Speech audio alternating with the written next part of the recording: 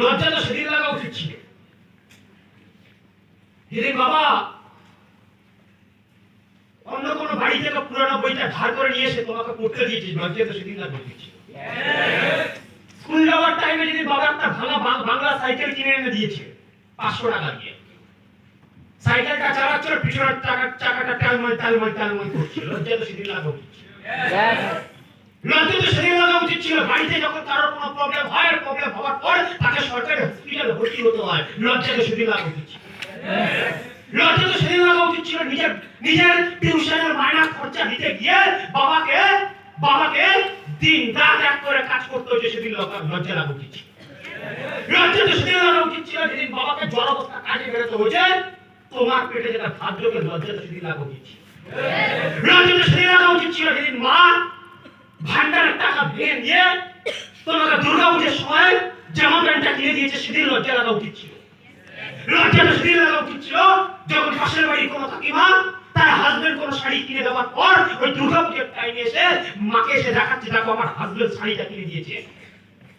তখন তোমার মায়ের শাড়ি হয়নি, আর মায়ের শাড়িটা না হওয়ার পর ওই মা ওই কাকিমার সামনে হাসতে হাসতে বলছে আমারও হাজবেন্ড কিনে দেবে, কিন্তু মা জানে আমার হাজবেন্ডের সেই ক্ষমতা নেই। ওই মা শাড়ি ছাড়াই দুর্গা পুজোটা কাটিয়ে বেরিয়ে যায়। ওই বাবা জ্বর অবস্থা কাটিয়ে বেরিয়ে গেছে, তোমার পেটে একটা ভাত জমে তার জন্য কাটিয়ে বেরিয়ে গেছে। যে মা তোমাকে রাত জেগে তোমাকে মানুষ করেছে, যে বাবা নিজের খেটে নিজের জীবনের কোনো স্বপ্ন না করে তোমার জীবনে কাজে লাগিয়ে দিয়েছে যাতে তুমি সাকসেসফুল হতে পারো। আরে লজ্জা তো সেদিন লাগা উচিত ছিল, যেদিন মায়ের শাড়িটা হয়নি, বাবার জামা প্যান্টটা হয়নি। লজ্জা তো সেদিন লাগা উচিত ছিল, যেদিন মাকে কোনো অটো ভাড়া 10 টাকার অটো ভাড়া বাঁচানোর জন্য কিলোমিটারের পর কিলোমিটার হাঁটতে হচ্ছে, বাবাকে জ্বর অবস্থা কাজে বেরিয়ে যেতে হচ্ছে। লজ্জা তো সেদিন লাগা উচিত ছিল। হ্যালো, লজ্জা তো সেদিন লাগা উচিত ছিল। লাইফে সাকসেসফুল আজকে লজ্জা বলে কিছু নেই। আরে গরিবের আবার মান সম্মান বলে পৃথিবীতে কিছু আছে নাকি? একটা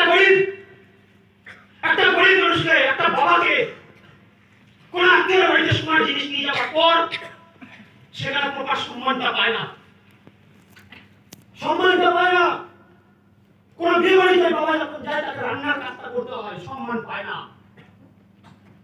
শ্বশুর বাড়িতে বড় যখন উপহার করো, সেখানে প্রকৃত সম্মান পায় না, সম্মানটা পায় না। আরে জীবনে এসব লজ্জার সাইডে রাখুন। নিজেরা সাকসেসফুল হিসেবে সেদিনই প্রমাণ করতে পারবেন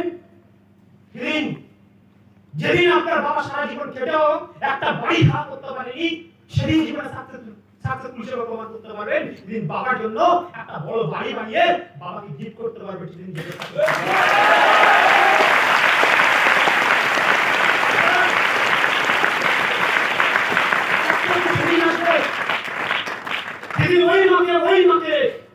ওই মাকে নিয়ে কোন শপিং মলে ঢোকা যাবে।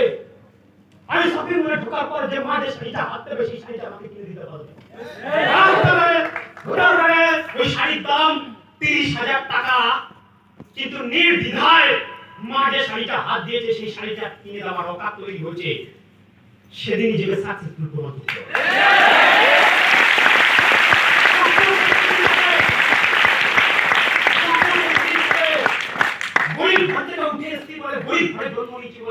সবাই বলেছে তোর দ্বারা হবে না, তুই কিছু পারবি না। ছেড়ে কথা শুনে লাখ টাকা স্বপ্ন দেখতে জীবনে কিছু হবে না আমাদের দ্বারা। আমাদের জীবনে সাকসেস আসতে পারে না, গাড়ি আসতে পারে না, বাড়ি দিতে পারে না, হতে পারে না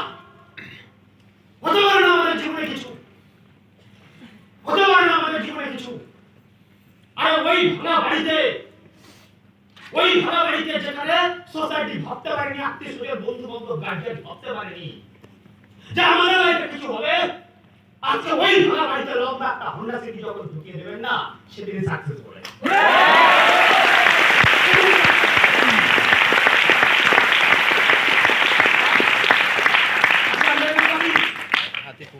আজকে আমরা এই নাম রাখি জীবনে সাকসেসফুল হওয়ার মাথাটা 55 বছরে না। মাথা রাখবেন, ওই 55 বছর বয়সে আপনার কাছে একটা হোন্ডা সিটি আছে, ওই 55 বছর বয়সে আপনি দুটার একটা বাড়ি বাড়ি বানিয়েছেন ওই 55 বছর বয়সে আপনার কাছে কোটি টাকা আছে, ওই 55 বছর বয়সে জীবনে ঘুরতে যাওয়ার বাইরে ঘুরতে যাওয়ার মতো আছে, সেদিন সাকসেসটাকে এনজয় করতে পারবেন না, সেদিন সাকসেসফুল হলে মানুষ আপনার দিকে তাকাবে না। আজকে আপনার বয়স একটু আগেই মাম্পি যেখানে বলছিল কার বয়স কত, এখানে 90% ছেলেমেয়ের বয়স 20 বছর বয়সের মধ্যে। আর 20 বছর বয়সের মধ্যে আমি আপনাদের গ্যারান্টি দিচ্ছি স্মার্ট ব্লুতে আপনি এখানে 3 থেকে 5টা বছর শুধু দিয়ে দিন যেভাবে বলছে তিনি আল্লাহ দিয়ে দিন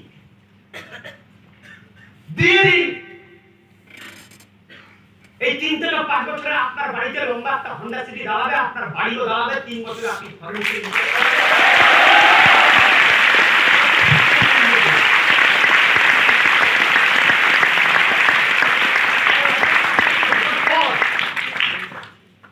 কোন বিয়ে বাড়িতে আজকে যখন কোন বিয়ে বাড়িতে ঢুকছেন,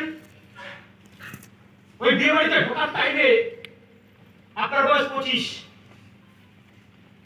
আর 25 বছর বয়সে ব্লেজার স্যুট বুট টাই পরে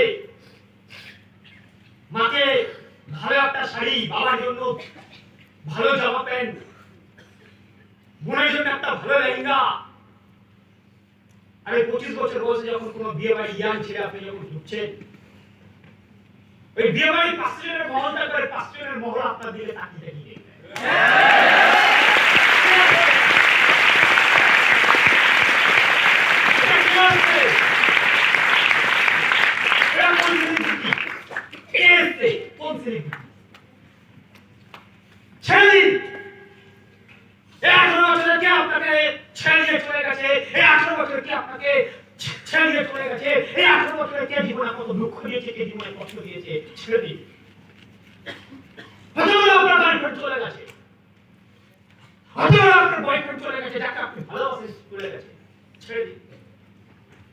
আজকে ভিতরে শুধু একটা কথা নিয়ে রাখবো, 5 বছর 5টা বছর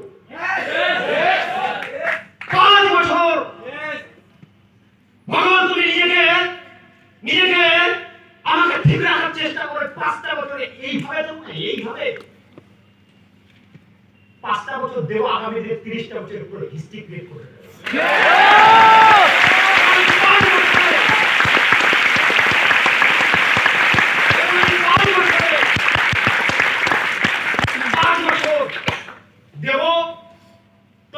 জীবনের হিস্ট্রি ক্রিয়েট করে রেখে দেব। 5টা বছর চলে গেছে, ছাড়ুন, আজকে ভিতরে কাছে নিয়ে রাখুন। আজকে যে আপনাকে ছেড়ে দিয়ে চলে গেছে, কালকে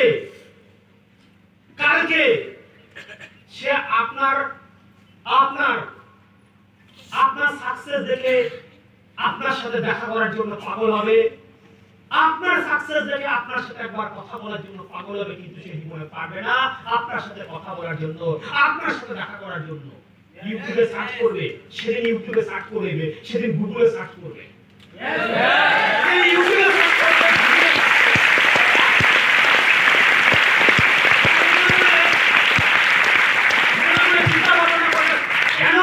কেন আমি জীবনে ছেড়ে দিয়ে চলে গেছি, কেন যে ছেড়ে দিয়ে চলে গেছে ছেড়ে দিন, নিজেকে তৈরি করুন, আর এমন ভাবে তৈরি করুন যে মানুষটা আপনাকে ছেড়ে দিয়ে চলে গেছে সেই মানুষটা যেটা আফসোস করে।